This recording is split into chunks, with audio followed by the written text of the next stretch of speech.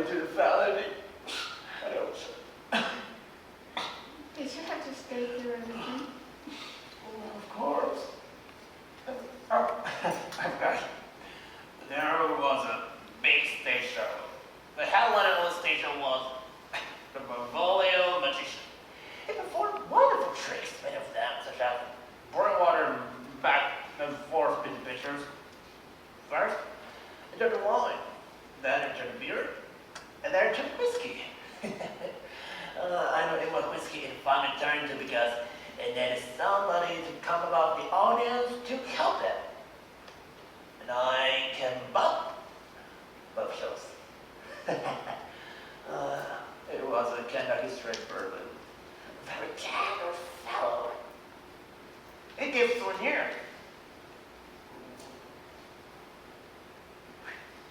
He gave me this. This is his magic scarf. You have it, Laura. You whip it over the carrot case, and you got a bowl of goldfish. You whip it over a goldfish bowl, and then flood it with canopies. But the wonderful trick of all was the coffee trick. We yoke him into a coffee, and he got out of the coffee without removing one down. Here is the trick that will come in for me. Then it out this 2x4 situation. Shh. What are you shouting me for? You're awake on mother. Good. Turn back for all those rise and shine. You know, it doesn't take much intelligence to get yourself into a young coffee, Laura. But who in hell ever got himself out of one? Before removing one now.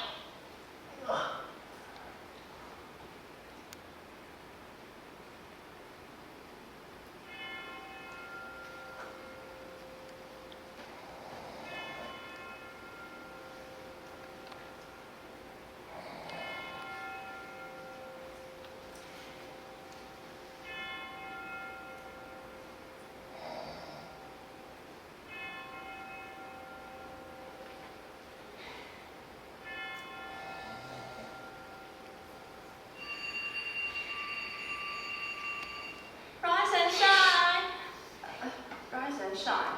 Laura, go tell your brother to rise and shine. All right. But I will shine. Laura, tell your brother his coffee is ready. Tom, it's nearly 7. I'm a little nervous. Tom, speak to mother last morning. Make up with her. Apologize, speak to her. She won't to me. It's her sorry that not speaking. If you just say you're sorry, she'll start speaking. Not speaking. Is that such a tragedy? thing? Please. Laura, are you going to do what I asked you to do, or do I have to get dressed and go on myself? Go in. As soon as I get on my coat.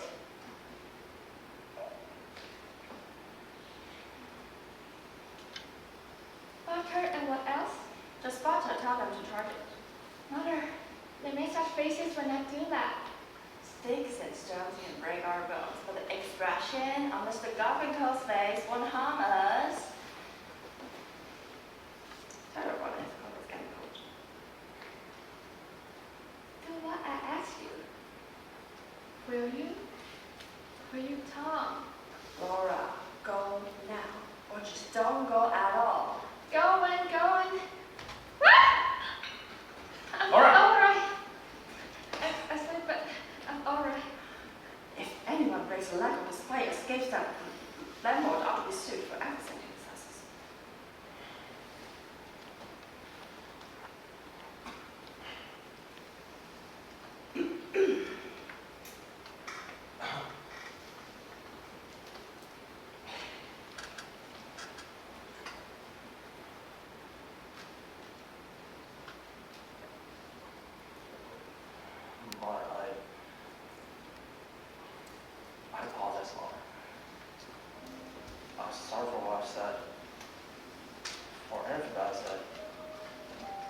minutes.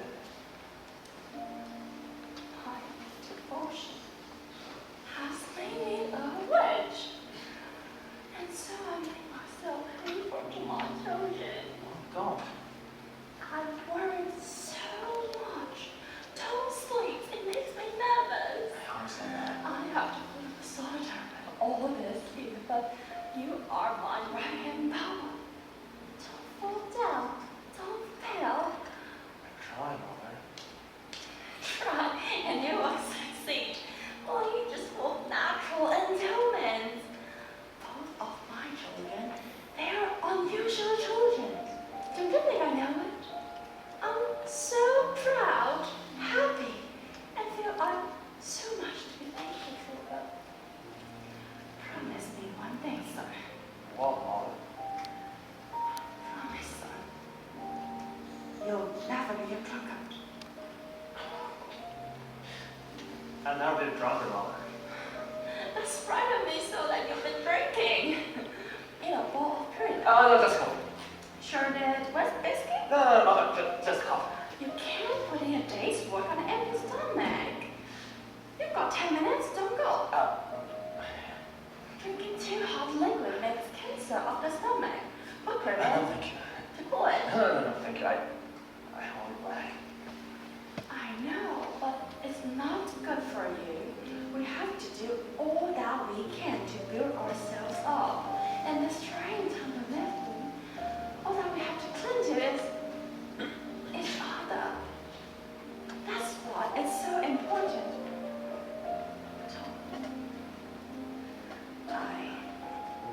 I sent on your sister so I could discuss something with you. If you had spoken, I would have spoken to you. What is it, Mother? Do you want to discuss? Laura, Oh. Laura. you know how Laura is so quiet, still water on steam. She noticed things and I think she first found them. A few days ago I came in and she was crying. What about? You. Me? She has an idea that you are not happy here. What gave her that idea? What is any idea? However, you do act strangely. I'm not criticizing. Understand that. I know you were ambitious to not live in a warehouse like everybody else in the whole wide world. You've had to make sacrifices, but Tom, life's not easy. It calls for Spartan endurance. And there's so many things in my heart that I cannot describe to you. I never told you, but I loved you. I know that, Mother.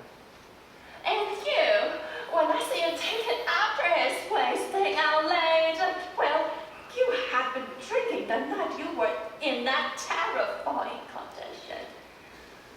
Laura says that you hate the apartment, so that you go all night to get away from it. Is that true, Tom?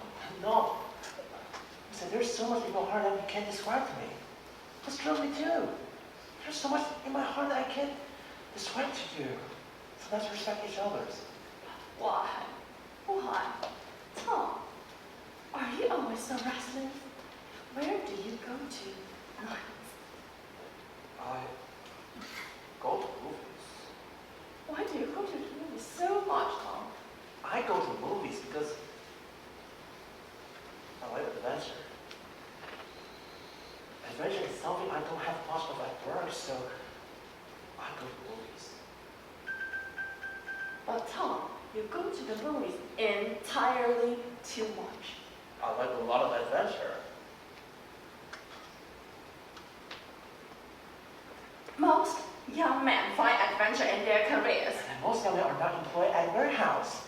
The world is full of young men employed in warehouses, offices, and factories. All of them find adventure in their careers. They do, or they do without it. Not everybody has a craze for adventure. Man is by instinct a lover, a hunter, a fighter, and none of those instincts are given much play at a warehouse. Man is by instinct. Don't quote instinct to me. Instinct is something that people have got away from. It belongs to animals. Christian adults don't want it. What Chris adult want, Mother? Superior things of the mind and the spirit. Only animals have to satisfy instinct. Surely your aims are somewhat higher than theirs, than monkeys, pigs. Frankly, they're not. You are joking. However, it isn't what I wanted to discuss. I haven't much time. Sit down. You want to punch it right in the warehouse, Mother? You have 5 minutes. I want to talk about Laura. All right. What about Laura? We have to be making some plans and provisions for her. She's older than you, 2 years, and nothing has happened. She just drifted along doing nothing. It frightens me terribly how she just drifted along. I guess she's the type that people call homegirl. There's no such type, and if there is, it's a pity. That is understood. Home is hers with the husband. What? I can see the handwriting on the wall as plain as I see the notes in front of my face. It's terrifying. More and more you remind me of your father. He was out all hour without explanation. Then left. Goodbye. And me without back to hold. I saw that letter you got from the library. I know what you were dreaming of. I'm not standing here blindfolded. Very well. Then do it. But not till there's somebody to take your place. What do you mean? I mean that as soon as Laura has somebody to take care of her, married, a home of her own, independent, why, then you'll be free to go wherever you please. On land, on sea, whichever the wind blows you. But until that time, you've got to look out for your sister. I don't say me, because I'm old. It don't matter. I say for your sister, because she's young, independent. I put her to business college. A dismal failure frightened her so that she was sick at her stomach. I take her over to the young people's league at a church. Another fiasco. She spoke to nobody, nobody spoke to her. No, all she does is fool with those pieces of glass and play those worn-out records. What kind of a life is that for a girl to lead? How can I be bothered? Overcome selfishness.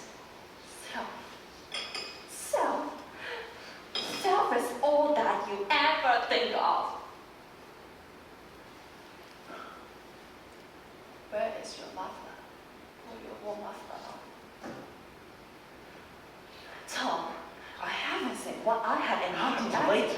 Down at the warehouse. Oh, there's some nice young men. No. There must be Mother! Find out one that's clean-living, doesn't drink, and acting off her sister. What? For sister to meet, get acquainted. Oh my God.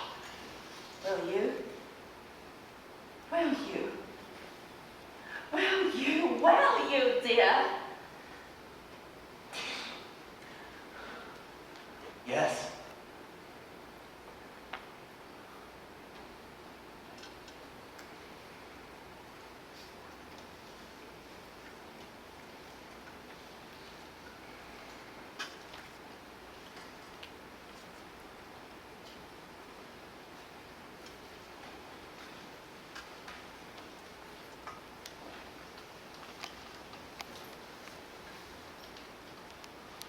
Hello, Caroline. This has been a Wakefield. How are you, honey? How's that chemical? Horace, you are a Christian martyr. Yes, that's what you are, a Christian martyr. Well, I just now happened to notice in my little record that you are a subscription to the companions to spread out. I knew that you wouldn't want to miss out on a wonderful serial starting in this new issue. It's by Bessie May Harper, the fourth thing she's written since Honeymoon for 3.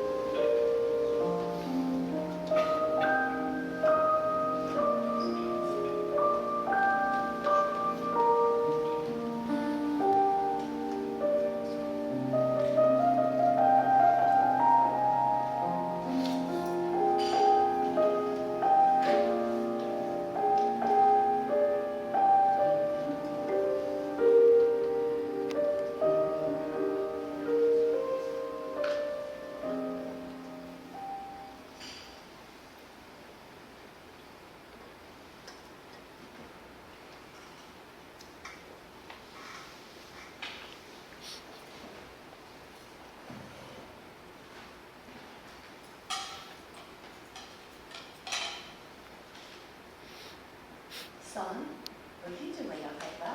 What? Comb your hair. You look so pretty when your hair is combed. There is only one respect in which I owe you to my father. What respect is that? The care he always took of his parents. He never allowed himself to work on Friday. Where are you going? I'm going out to smoke. You smoke too much. A pack a day, I think, send a pack. How much would that amount to in a month? 30 times 15 is how much, Tom? Figure it out and you will be astounded at what you could save. Enough to give your nice school course in accounting at Washington University. Just think what a wonderful thing that would be for you, son. I'm proud to smoke. Right there. That's attractive.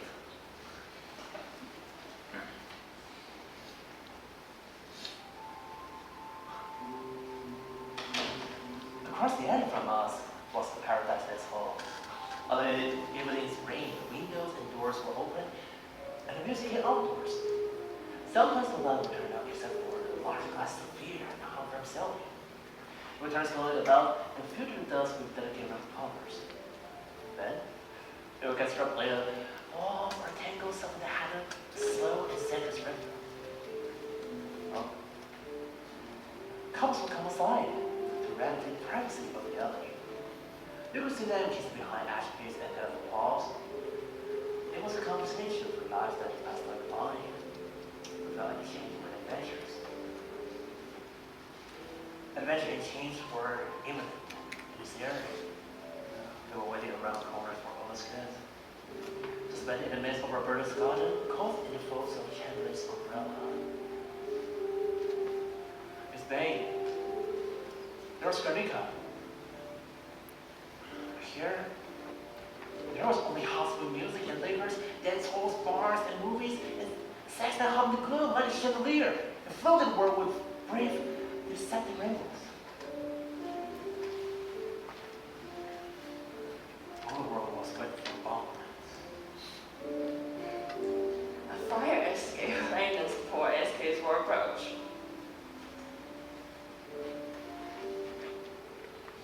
What are you looking at? The moon, Is there a moon this evening? it's rising over Garfield, I guess. Oh, so it is a little silver sliver of a moon. Have you made a vision yet? What did you watch for? Secrets? A secret, huh? Well, I won't tell mine either. I will be just as mysterious as you. I bet I can guess what it is. Is my house transparent? That's the face. No, I don't have a secret. I'll tell you what I wish for on the moon. Success and happiness for my precious children. I wish whenever there is a moon, and where there isn't a moon, I wish for it too. I thought perhaps you wish for a gentleman caller. Why do you think so? Don't you remember asking me to fetch one? I remember suggesting that it would be nice for your sister if you brought home some nice garments from the warehouse. I think that suggestion was nice. If you have made it repeatedly, Well, we're going to have one. what? Gentleman caller? You mean you have asked someone to come over? If I have asked him to do, You really did? I did. You did, and did he accept? I did. Well, that's lovely. I thought I would be pleased. It's definite. We're definite. Soon. We're soon. For heaven's sake, stop putting out and tell me some things, will you? What thing do you want me to tell you? Naturally, I would like to know when it's coming. It's coming tomorrow. Tomorrow? Yeah, tomorrow. But Tom, Yes, mother. tomorrow gives me no time. Time for what? Preparations! Why did you phone me at 1 as soon as you asked him the minute he accepted? And don't you see I could have been getting ready? You don't have to make any fuss. Tom, of course I have to make a fuss. I want things nice, not sloppy, not thrown together. I certainly have to do some fast thinking, won't I? I don't see why you have to think at all. You just don't know. We can have a gentleman caller in a pigsty. All my wedding silver have to be polished, the to be London. The windows have to be washed, the skyscraper is put up. How about us? We have to wear something, don't we? Mother, this one is no one to make a fuss over. Do you realize that he's the first young man we've introduced to your sister? It's terrible, dreadful, disgraceful that your little sister has never received a single gentleman caller. Tom, come inside. What for? I want to ask you something. If you're going to make such a fuss, I'll cut it off. I'll tell not to come. You certainly won't do anything of the kind. Nothing offends people worse than broken engagements. It seems to me I'll have to work like a Turk. We won't be bullying about we will pass inspection. Come inside. Sit down. Any particular place would like me to sit? Thank heavens, I've got a new sofa. I'm also making payments on 4 lamps I have sent out and put the chest covers on to brighten things up. Of course, I'd hope to have these walls repapered. What's the young man's name? His name is Connor. That, of course, means fish. Tomorrow is Friday. I'll have that summer love with turkey stuffing. What does he work in a warehouse? Of course. What else would I? Tom. He doesn't drink. Why do you ask me that? Your father did. Don't get started on that. He does drink then. Turn it off. Make sure be certain the last thing I bought for my daughter's boy who drinks. I'm really a little bit premature. Mr. Connor is not yet appeared on the scene. But well, tomorrow, to meet your sister. And what do I know about his character? Nothing. All maids are better off than wives of drunkards. Oh my God. Be still. I'm so far away, girl who they don't marry. Oh, talk sensibly, calm. And don't be sarcastic. Order. I'm brushing that colleague down. What is the young man's position in the warehouse? His young man position is that of a shipping clerk. Sounds to me like a fairly responsible job. The sort of a job that you would fit in if you just had worked it out. What is his salary? Have you any idea? I would doubt it to be approximately $85 a month. Well, not pricey, but Come on, man, make. yes, how will I know? But for a family man, $85 a month is not much more than you can just get by heart. Yes, but Mr. Connor is not a family man. He might be, mightn't he? Sometime in the future. I see. That's a provision. You are the only young man that I know who ignore the fact that the future becomes the present the past turns into everlasting regret if you don't plan for it. I've left over and see what I can make of it. Don't be super serious with your mother. Tell me some more about this. What do you call him? James D. O'Connor. D is for Delany. Irish. Both sides. It doesn't work. Should I call him up and ask him where his beds? The only way to find out those things is to make discreet inquiries at the proper moment. When I was a girl in Royal Mountain, and it was suspected that a young man drank, the girl whose attention he had been receiving, if any girl was, would sometimes speak to his minister of the church, or whether her father would, if her father was living, and sort of fill him out on his young man's character. That is what the thing are discreetly handled to keep women from making a tragic mistake. How did you happen to make a tragic mistake? That innocent look of your father had everyone fooled. He smiled. The world was enchanted. No girls can do worse than put herself at the mercy of a handsome appearance. I hope that Mr. Connor is not too cookie. He's not too good. He's covered with freckles and having too much of a nose. He's not right on homely though. Not right at home, just medium homely. Character is what to look for in a man. That's what I always said, Mother. You never said anything I suspect you could never give it a thought. Don't be so suspicious of me. At least I hope that he's the type that's unbecoming. I think he really goes in for self-improvement. What reason have you think so? He goes to law school, Splendid! What does he do? I mean, study. radio engineering, public speaking. Then he has the vision of being advanced in the world. Any young man who studies public speaking is aiming to have an executive job someday. And radio engineering? The thing of the future. Both of these facts are very illuminating. These are the sort of jobs that a mother should know concerning any young man who comes out on her daughter. Seriously or not? Well, don't worry. He doesn't know about Laura. I didn't know that we have dark ulterior motives. I just said, why don't you come and have dinner with us? He said, okay. And that was the whole conversation. I felt it was. You were eloquent as an oyster. However, he knows about Laura when he gets here. He'll see how sweet and lovely and pretty she is when they come home to dinner. And he will think the lucky star he was asked home to dinner. Mother, you must have expected much of Laura. What do you mean? Laura seems all of this to you and me because she's ours. And we love her. We don't even notice she's crippled anymore. Don't say crippled. You know that I've never allowed that word to be used. Her face fast, Mother. She is, and that's not all. What do you mean now? Laura is very different from other girls. I think the difference is all to her advantage. Not quite all. In the eyes of others, strangers, she's tired and shy, and live in the world of her own, and those things make her seem a little peculiar to people outside the house.